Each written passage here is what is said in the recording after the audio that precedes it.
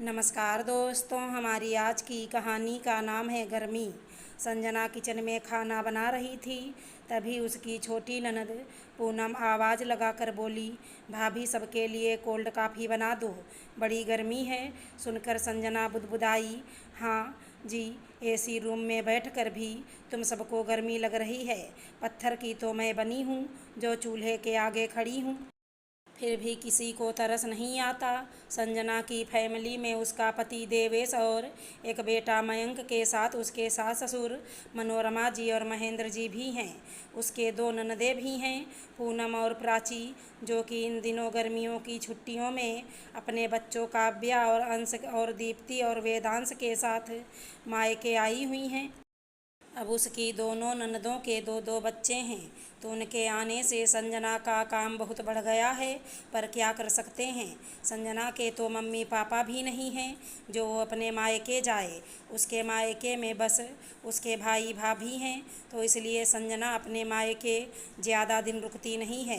खैर, जैसे ही Sanjana cold coffee बनाकर लेकर गई तो देखा बच्चे टीवी देख रहे थे, उसकी सास और प्राची बातें कर रहे थे और पूनम अपने पैरों पर नेल पॉलिश लगा रही थी। कमरे में एसी चल रहा था। एसी की ठंडी ठंडी हवा से कमरा एकदम ठंडा हो रखा था। संजना का मन हुआ कि वो भी वहीं बैठ जाए, पर उसने गैस पर सब्जी चढ़ा रखी थी तो वापस आ गई। फिर कुछ ही देर में उसने सबको खाना दिया और बर्तन वगैरह समेट कर कुछ 3 बजे वो अपने कमरे में आराम करने गई। पहले कूलर में पानी भरा, फिर चलाकर थोड़ी देर लेट गई। ऐसा नहीं है कि उसके कमरे में एसी नहीं है, एसी तो है, पर उसकी सास कहती है कि दोपहर में दो दो एसी चलाने की कोई ज़रूरत नहीं है। ऐसा करा करो, तुम भी मेरे ही कमरे में लेट जाया करो।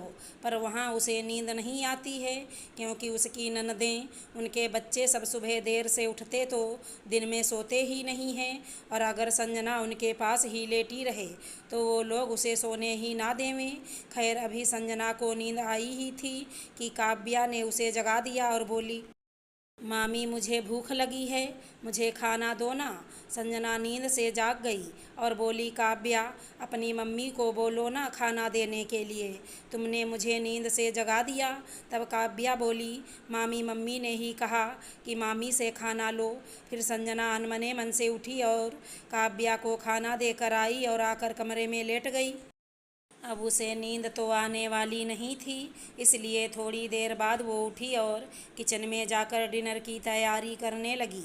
जैसे ही संजना किचन में आई, प्राची भी किचन में आई और बोली, भाभी, पापा आम लाए हैं, तो ऐसा करो पहले सबके लिए मैंगो शेक बना लो। फिर संजना ने सबको शेक बना कर दिया। फिर डिनर बनाने लगी। फिर कुछ देर के बाद मनोरमा जी की देवरानी यानी संजना की चाची सास कावेरी जी पूनम और प्राची से मिलने आईं। तब फिर संजना उनके लिए नींबू पानी बनाकर देने गई।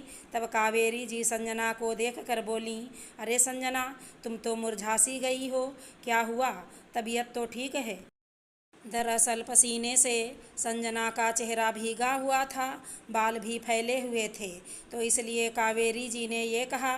तभी मनोरमा जी बोलीं, अरे इसे क्या हुआ है, ये तो रहती ही ऐसे है जैसे बहुत काम है बेचारी पर, घर का ही तो काम करती है, और वो भी बस 2 टाइम का खाना बनाती है, झाड़ू पोछे के लिए तो मेड आती है, कपड़े मशीन से धुलते हैं, और फिर भी समय नहीं मिलता इसे।